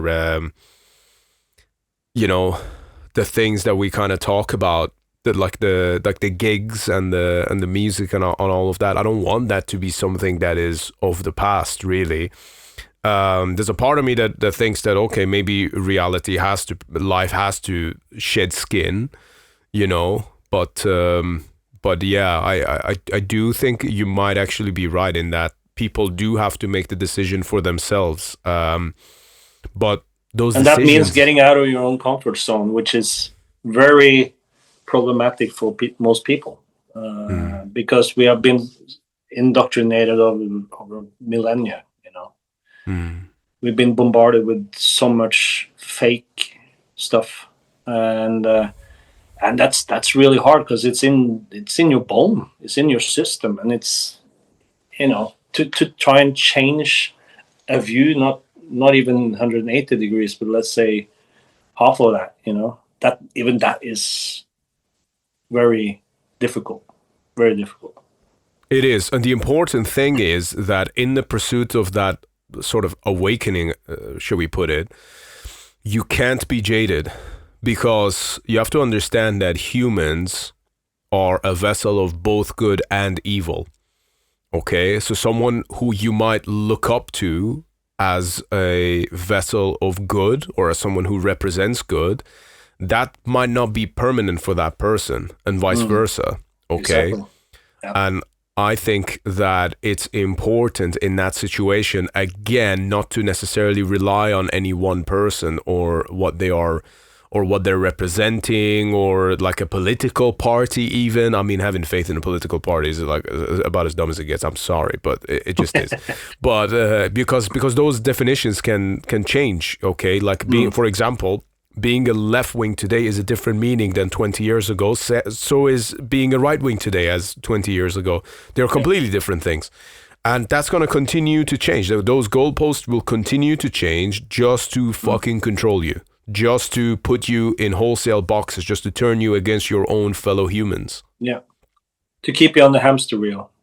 Yes, absolutely. And as much as long as you whether it's like the fight of the, let's say, vaccinated versus unvaccinated, instead of blaming the people that started the problem to begin with, right? You're going to be controlled regardless of which side of the aisle you sit on. And the more us peasants on the floor argue between ourselves, the better it is for them, obviously. It is. Do you sometimes think about how being a part of, by the way, just to say, I don't want to break the flow, I'm enjoying the fuck out of this. I hope you are as well, man. Same, man. Do you sometimes think about how your own interaction and engagement in music might interact with something like this, both in a good way and a negative way, especially from like the industrial aspect of music? Yeah, because people perceive things differently, like we spoke about earlier, and when we make a song, or I make a part of a song or whatever, I know what it means for me, and it's not my way of telling others how to feel about that, and so again, it's that thing out of our control. But we know how much how powerful any type of art and music and can have on people. And we've seen it for bad and we've seen it for good. And it's it's a very interesting aspect of being an artist, because it's obviously you want to focus on the good things and what that do for people and what you get back from it. And but that's how it is. So yeah, I'm not sure where I was going with that, but yeah. Well, I do think it's quite powerful, especially when you have moments, just to kind of specifically, if we're talking about you guys, I think using the opportunity of putting your music out there and then having specific lyrics, like for example, the whole outro section of Gateways, for example. I think you're open sourcing something really interesting to the rest of the world by putting those words and that kind of a epic moment out there to people, which to me, that kind of surpasses genres, it surpasses industry. That's like I said, I like to use the term open sourcing, because you can also interpret it how you want to interpret it. But I think there is something very interesting and powerful to putting a message like that out there, and then I sometimes start to think like maybe you got to that position just so you could do that. Do you ever think that? I hear what you're saying, and I will say that if there's one thing I would like people to get from our music and our art and lyrics and the whole thing, is to think for yourself. That's the only thing. If there's anything, that's the only thing. Because when I was still listening to music today, I want to have my interpretation of it. I don't want to hear what the artist themselves has to say about it, because I want that to be my understanding of it. And that's also why I kind of like, when we're going to do the promotion for the next album, it's like you always have a journalist asking you, so what do you think about this? And I was like, well, it's pretty obvious what I think about it. It's been released. Next. Yeah. Yeah. What are the lyrics about? I don't know. What is it about? You need to read the lyrics, and what is it about? It's going to be the other way around. I'm going to be asking the journalist, Yeah, absolutely. Well, I think that's why music videos are kind of a tricky thing, because you listen to the song and then you can create your own image of it. But if you see a music video, then it's forever going to be tied to that video. And that's a very good point. And that's getting more and more challenging for each time, and to try and find a way to throw in the fact that whoever's watching and listening, make up your own goddamn mind. Don't listen to what I say or what Shagrat sings or what Darek plays on the drums. Make up your own way of it, and make it something like an empowerment thing for yourself. That would be a good thing. Absolutely. I love do we sound that. too positive for being into the music that we're playing?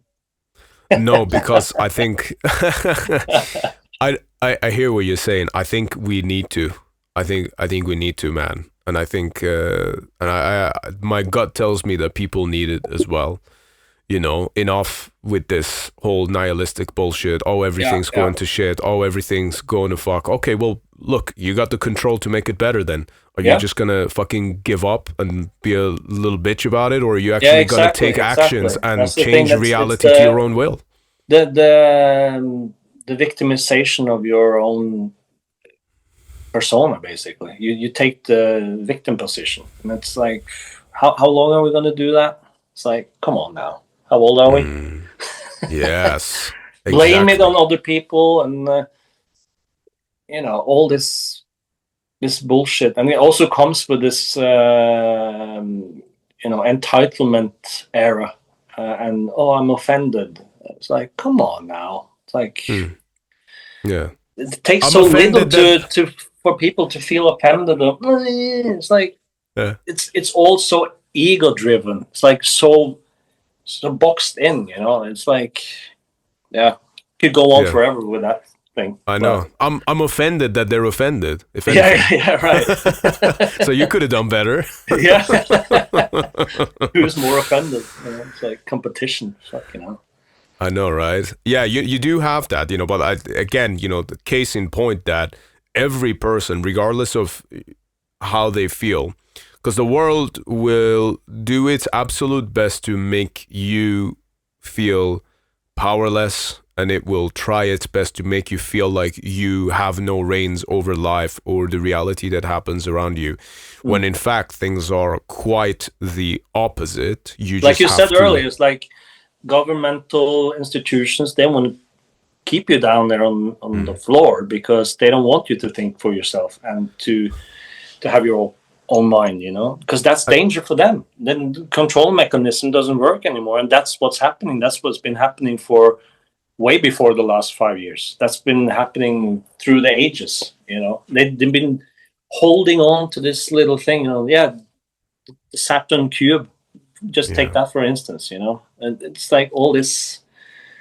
I don't know, the control through politics and religion. And that's why I mentioned the dense part that we are at, because it's been so into almost like clay, and although we are not part of that, but a lot of people are still just being sucked into that mud, It is. And to be honest with you, Sven, use the term a government institution. I think it's actually, at this point, I can fairly confidently say from my own perspective, it's not just an institution. We're in the middle of a massive spiritual warfare, if anything. Definitely. The war is here, and that's where you have to come to terms with certain things, and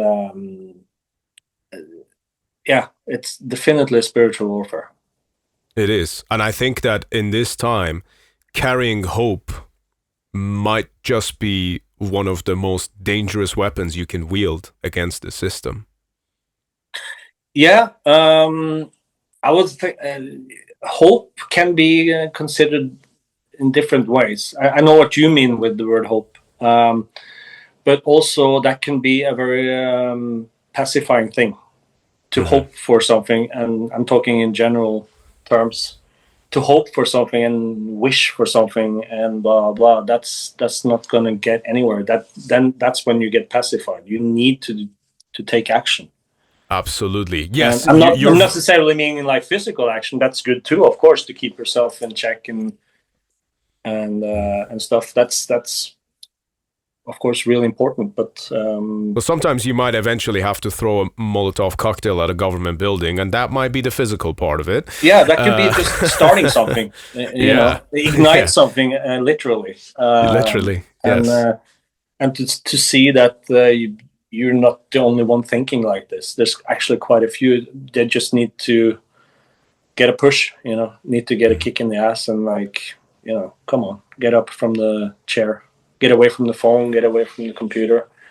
Yes. Well, the way I put it, I'm very glad that you said that, because that actually completes the sentiment, and it's hope in conjunction with action rather than one just on its own. I think that what I mean by that is that, let's say if you have a rival, okay, and you're gonna, let's say if it's like a fight, okay, the only way you can lose that fight is if your opponent convinces you that the fight is pointless, and if they can convince you that what you're doing doesn't amount to anything and it doesn't matter. Oh, they already have all the power. Oh, they already have all the banks. Oh, they already have all of this or whatever. You could kind of go down there if you wanted to, but remembering and realizing that you still have the power, and realizing that they actually don't have fuck all. That's when it becomes really dangerous, and that's what they don't want. Yeah. So when you realize that actually you, like you said, you have all the power. Depends what you want to do with it. Absolutely. Fuck yeah, man. we might have ignited something there. Yeah, that's very powerful, man, you know. And I think, you know, again, just to kind of conclude on that note a little bit, you know, like regardless of what you're going through, your day-to-day life, you know, if you hate your job or whatever it is, you know, you cannot fucking give up. This is an ongoing game and we're all in it. Okay, I think looking at our reality, our rather increasingly biblical looking reality, and the age of Kali Yuga, which we seem to have entered, is to know that you still have the power and you're in this game and you've got more stake in the game than I think you realize. You just have to come to terms with that fact and act in accordance. It's an overwhelming feeling to grasp that actually, oh shit, I actually have so much more power than I have been indoctrinated with and been taught over the years, ever since kindergarten, you know. Yeah. You know, it's like, what is it that, you know, kids don't want to sit still, they want to play, you know. And then you're being put into school, sit straight, don't say anything until you're told to, and it's like, okay, you know. Yeah. And I think, you know, it takes a special breed of humans to recognize that early on. You know, I know like someone yourself who I know kind of saw through the bullshit at a very young age, and, you know, or even me, you know, like I remember like being in school and then like literally standing up and then, you know, being questioned if I actually believed in the faith. You know, which was like a dangerous position to be in, but you know, like just be and purely as a result of honest action from my part. But I think that the important thing, really, the example I'm making there is not the point itself. The point is that perhaps it is important for you and I to have this conversation, because even if one person listens to this and then thinks, oh, you know what, I think I've got this. I think I can do better. I think I can do more. Yeah. And that is it's going to have a domino all that effect. matters. And anything in that, it's going to have a domino effect, and for the benefit for everybody around you. Yeah, and it reinforces the fact that we might be going through things as individuals, but also you're not on your own. No, there's definitely a collective thing, but it starts with yourself. It's like evolution starts with thyself, always. Absolutely. Have you tried, this might seem a little random, but I think it's in perfect conjunction. Have you tried cold exposure yet? Not, no, I haven't. I can't say I have. You mean like as in cold like an ice bath?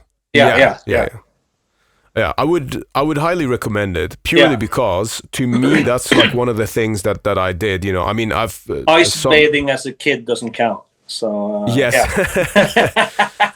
I think it's a fantastic thing. Tell you what, in fact, if we ever get the chance, I would love to like guide you through one. Sure. Okay. Sure. Just to, you know, like when you go through it, it's fucking horrible. It's not a pleasant experience at all. But what you feel after is like, oh my fucking God, you know, like even in ancient Greece, they used to do this thing called dream incubation. I don't know if you heard of dream incubation. Basically, it's they would go and sleep not inside but outside of a temple. This was particularly outside the temple of Asclepius, where they would go and they would sort of try to fall asleep. So they would find themselves in a state of half asleep, half awake, or sometimes would just have a nap. And then what would happen is that they would wait for the spirits to come and guide them in their dreams. And then they would receive things, they would receive information. One of the things which they apparently commonly received for the sake of healing was to go and bathe in the cold water. Right. Yeah. And there are obviously now scientifically we know the benefits of it, which is that it reduces inflammation, gets rid of any kind of like joint pains if you're like having back problems and stuff. That's actually a really good I way have problems to. with my back. I mean, you can just imagine after 35 plus years headbanging, it's gonna take a toll at some point, right? So no, but I've seen a few Wim Hof videos as well, and it seems to be common sense basically. That's what it is. So I'll take you up on that one. Yeah, I'd love to take you through it, man, because I think you're someone who would understand it. Once you've done it, I think you'll get it. That's all I can say. And in the case of like people like Wim Hof and stuff, he's obviously put some great stuff out there. Again, I think you should be open to the fact that everyone should be open to the fact that people are vessel of good and evil. So someone who's right. So someone that first, I know. You know what I'm saying? What you mean, exactly. And people can be hijacked and be blackmailed and pressured, and then you see it all the time, everywhere.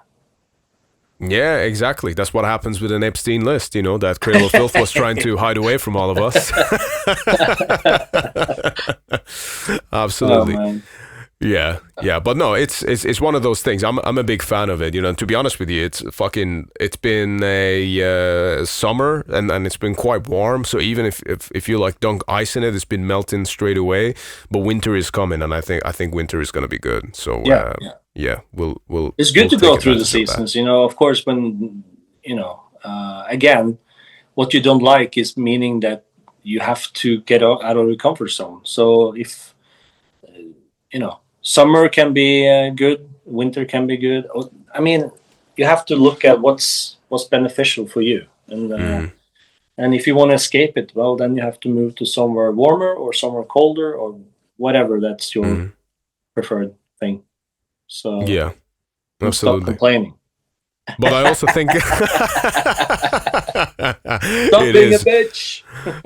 Bro, try living in the UK. Jesus Christ. I saw this was yesterday that you're not allowed to take out more than, was it £200 if you do that in a week. If you take out more than £200 a week in cash, it could be some stupid hoax, but it wouldn't surprise me if that's the case, Well, they just arrested that guy who made Father Ted for making some mean tweets about people. They arrested him at an airport over 3 tweets in particular. Yeah, imagine that. It's like, right?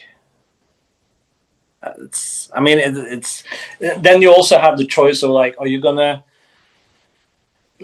keep this in your sphere, around you? Are you gonna entertain this, or are you gonna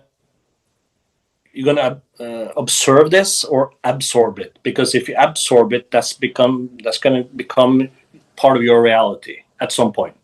But if you observe it, you acknowledge it's there, even if it's bullshit. You acknowledge it and just observe it, and all right, funny, it gave me a laugh. Okay, cool. Next. Yeah, absolutely. Well, that's the terrifying thing, man, because I feel like when I see this shit, it scares the life out of me. I've told you before about this. Like, that's the kind of shit I lived through in Iran. Yeah, exactly. You see it. You have been there, and you see the signs from miles away. Yeah, absolutely. Like you sing a certain lyric, next thing you get arrested for that. Or women post videos of themselves dancing on a rooftop without wearing a hijab, then they get arrested and raped and imprisoned for that. That's a fact. This is something that happens. But when you start censoring people, when you start, like you might hear ideas that you don't like, or you might hear things that you don't necessarily agree with, but the moment you start silencing people, that's your future. That's your. I can tell you that's your future. It might take 2 years, might take 3 years, might take 10 years, but that's what your future looks like when you start participating in that. Yeah. So that's the thing I always try and sort of wave the flag for and sound the alarm for people, especially over here, because I know that my audience is 95% Western, and that 5% are the underground people in Iran, Yeah, but that's also why again, speaking from my own sphere, this is, the last 5-6 years when they started with the face nappies and the injection stuff. You know, it's like that's a test, because it's testing how compliant the public will be.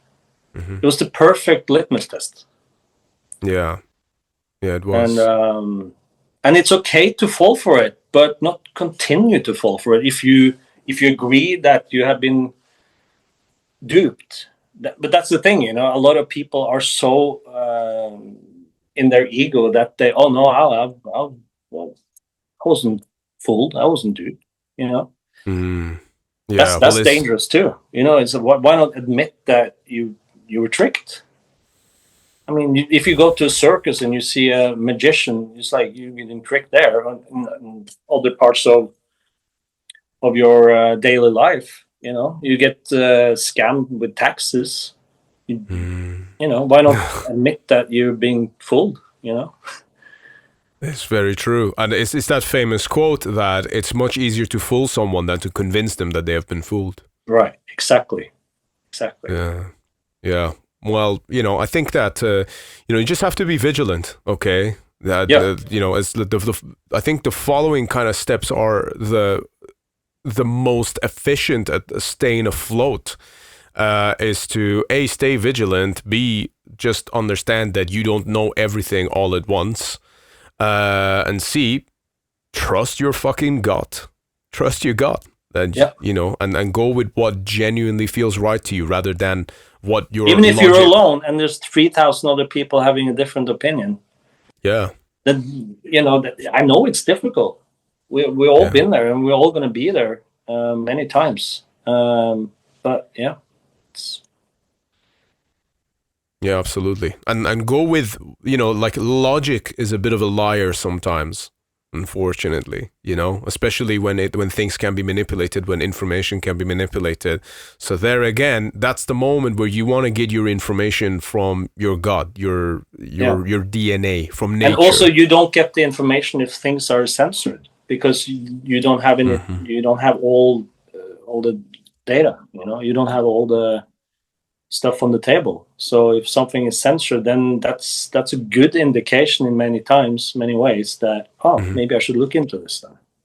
Yeah, absolutely. Like the other day, I posted a reel of my conversation with Alan from Primordial, and he's sort of on a similar wavelength. And I was talking about how much I basically was angry at Arnold Schwarzenegger, you know, who is someone that, you know, I looked up to for years, you know, and then comes out and starts saying all this stuff of like, oh, screw your freedom and that. And then not a lot of people, but there were like a number of people that were upset by that, you know, and were trying to like argue against it, saying, oh, this is not this and that, you know. And, you know, when I see that, where it like to the point where it almost turns into an attack, but when I see that, I almost actually have empathy. I'm kind of like, I actually kind of feel sorry for you that you think that way. I know you're not trying to be a bad person, but we just have different perspectives. And I wish you were patient enough to look into it a bit more. You know, but I think to some people, it's the horror of realizing that, wow, the people that are responsible for protecting them are actually there to harm them and to take away from them everything. Yeah, and putting too much trust into these figures, you know, and when you see through the charade and the fakeness and the superficiality, and let's face it, I mean, the social media thing is a fucking cesspool. It's absolutely fucking. It doesn't have one bit, you know. And I mean, if you're on social media, that's fine, but at least don't get sucked into it. Again, observe and not absorb, you know. It's yeah, I'm glad I've been off it for like 5-6 years, I guess it is now, and it's like I don't miss it one bit. It's just, I was just about to ask you, because you've been off it for quite a while now. I assume there's no plans of coming back. No, really, because I wouldn't last more than an hour anyway. So it's pointless. Yeah. Okay, wow, that level. Fair enough, man. I mean, there's always the post and ghost method as well, you know. That's kind of what I've started to do. Like, for the podcast, it makes sense for me to engage with the listeners, but I'm kind of like more and more just tempted to just post something and then fucking block notification, fuck off, go get on with my life. It seems really shit up. tempting. That's definitely a good thing, Yeah, it's good. It's good, But also, I think it's good to challenge people's perspective as well. Yeah. I'll tell you something really, really cool, man. I was thinking about this earlier today. I'm glad I just remembered it. Fun story about when I first discovered you guys, and this was like, this won't have been too long after In Sorte came out. Okay, so obviously that cover is kind of very self-explanatory, I think. Yeah. But I remember this was actually when I was still a practicing Muslim as well, and I remember my guitar teacher showed me a couple of your stuff first, and then I was like, I really need to hear more of this, So he then got me some of the bootleg albums, and then like just in like digital format, basically, not even with like a cover or anything. It's like a white CD, and then in there was like most of the discography kind of thing. And that I actually paid him for because he had better internet, and then they were all like ripping these files. That's how I got the World Misanthropy DVD in that. 'Cause originally I know that was a VHS, if I'm not mistaken. But anyway, I digress. I remember this comment that I made to him that I was like, I said, "Oh, it's a shame that they're Satanists because the music's really good." Right. Okay. Yeah.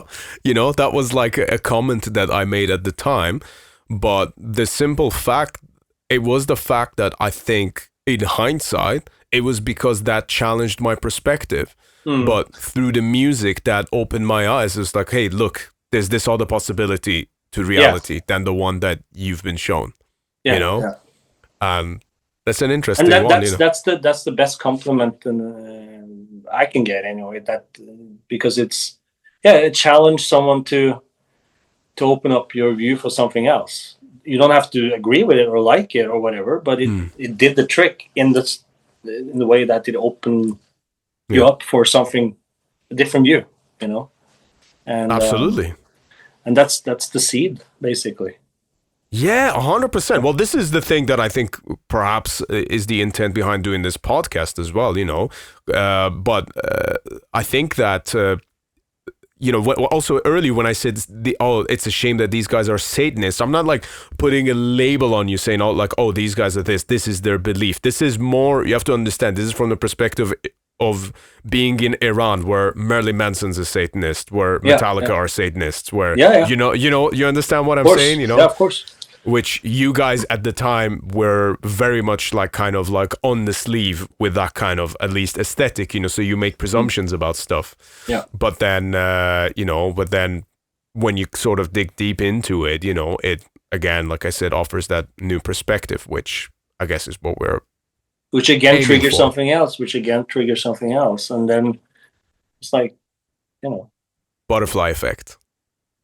I guess you can say, that's a good symbolism. Yeah, absolutely, man. Sven, my man, this has been such a fucking blast. Holy shit, absolutely. Likewise, man. I appreciate it. That's we got to touch upon some topics that we haven't before, and that's always cool. I'm also interested in that ice dip thing, because that's it's like I said, it's about getting your feet wet, right?